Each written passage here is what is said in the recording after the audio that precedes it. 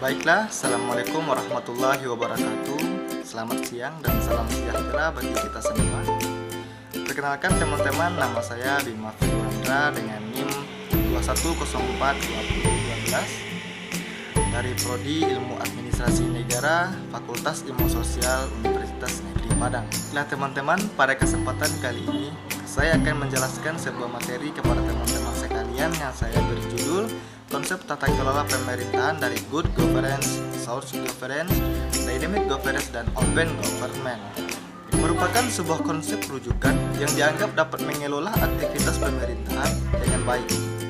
Konsep tata kelola pemerintah apapun yang diadopsi menyiratkan untuk menolak berbagai bentuk aktivitas pemerintah yang didasari dari kegiatan otoritarian, korupsi, kolusi, dan nepotisme yang akan membuka peluang-peluang tindakan jahat lainnya dalam melaksanakan aktivitas pemerintahan. Pemikiran klasik tentang teori pemerintahan berkutat pada penyelenggaraan pemerintahan yang sentralistik yang mengakibatkan kegagalan dan efisiensi pemerintahan yang selalu dicampur adukan dengan politik. Dengan perkembangannya, maka dituntut untuk menghadirkan pelayanan publik yang baik dari negaranya kepada masyarakatnya. Adopsi prinsip swasta sangatlah rasional.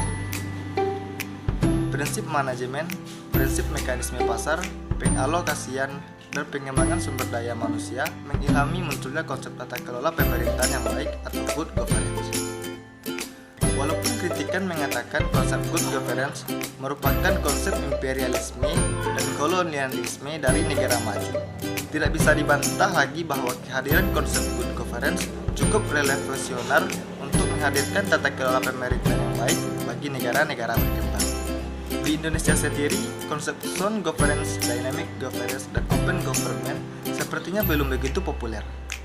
Dari beberapa tema literatur ilmiah, yang ada selalu mengkaji penerapan ketiga konsep ini pada pemerintahan sebagai landasan untuk melakukan perubahan tanpa membeda bagaimana perbandingan tata kelola pemerintahan, kekuatan, kelemahan, serta efek positif dan negatif dari konsep tersebut.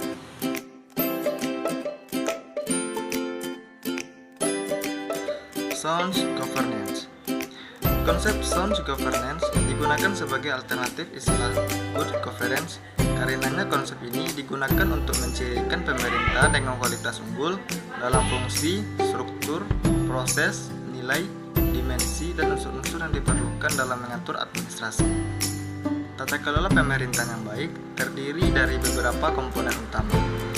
Sebagai sistem yang dinamis, unsur-unsur komponen utama itu seperti proses, struktur, nilai pengetahuan, aturan, organisasi, manajemen, kebijakan, sektor swasta, globalisasi, akuntabilitas, dan transparansi. Berinteraksi secara dinamis satu sama lain dan semuanya membentuk kesatuan yang unik dengan membangun inklusivitas relasi politik antar negara atau pemerintah, civil society, dan sektor bisnis.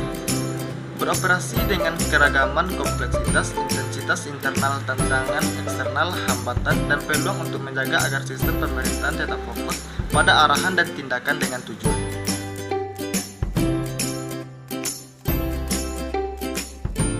Selanjutnya yaitu dynamic governance. Neo dan Chen menjelaskan bahwa dynamic governance adalah kuncinya menuju kesuksesan di dunia yang mengalami percepatan globalisasi dan kemajuan teknologi yang tiada henti. Tata kelola yang dinamis mencapai relevansi dan efektivitas saat ini dan masa depan melalui kebijakan yang terus-menerus menyesuaikan diri dengan perubahan lingkungan. Lalu, pertanyaannya, bisakah institusi pemerintah berkembang secara dinamis? Bila instruksi atau birokrasi pemerintah yang selama ini kita kenal yang menghasilkan banyak sekali masalah, ditambah dengan peraturan yang rigid, struktur birokrasi yang besar, produser yang berbelit, hierarkis yang panjang, perilaku para pejabat yang korup, dan tidak mungkin institusi atau birokrasi pemerintah akan berkembang secara dinamis. Sebagai contoh, ketika jabatan sudah diperjualbelikan, maka akan terjadi gelombang penyalahgunaan wewenang. Modus operandi yang bersederhana dilakukan oleh para pejabat akan selalu sibuk dengan urusan anggaran, luncuran anggaran untuk menutupi modal finansial. Ketika dia membeli jabatan tersebut dan tidak akan mempunyai waktu untuk berpikir melakukan perubahan dan hanya menerima kondisi kerja yang sudah ada. Walaupun secara teoritis dan praktis, anggaran adalah menu utama institusi pemerintah atau birokrasi dapat menjalankan tugasnya dengan baik. Belum lagi intervensi politik yang berlebihan dalam birokrasi akan mengarah kepada eksploitasi aparatur birokrasi secara berlebihan.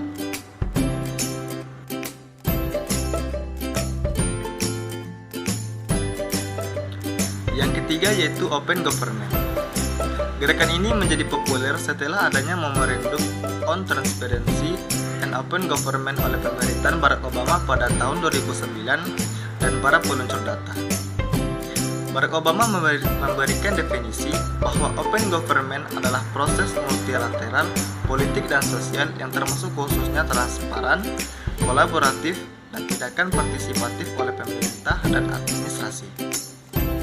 Pemerintah terbuka didefinisikan sebagai tindakan dari transparansi, partisipasi, dan kolaborasi. Di Indonesia sendiri, gerakan Open Government ini telah direspon oleh pemerintah dengan mengeluarkan Undang-Undang Nomor 14 Tahun 2008 tentang Keterbukaan Informasi Publik. Konsep Sound Governance, Dynamic Governance, dan Open Government merupakan cara baru dalam sistem tata kelola lokal, nasional, regional, dan internasional.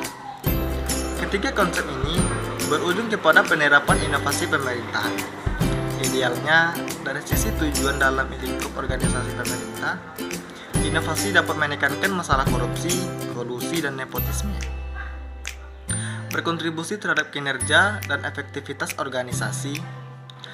Lingkup pelayanan inovasi dipercaya akan meningkatkan kualitas pelayanan lebih efektif, efisien, dan merupakan cara untuk mengatasi masalah organisasi pemerintah dalam menghadapi tantangan dari masyarakat yang semakin kompleks,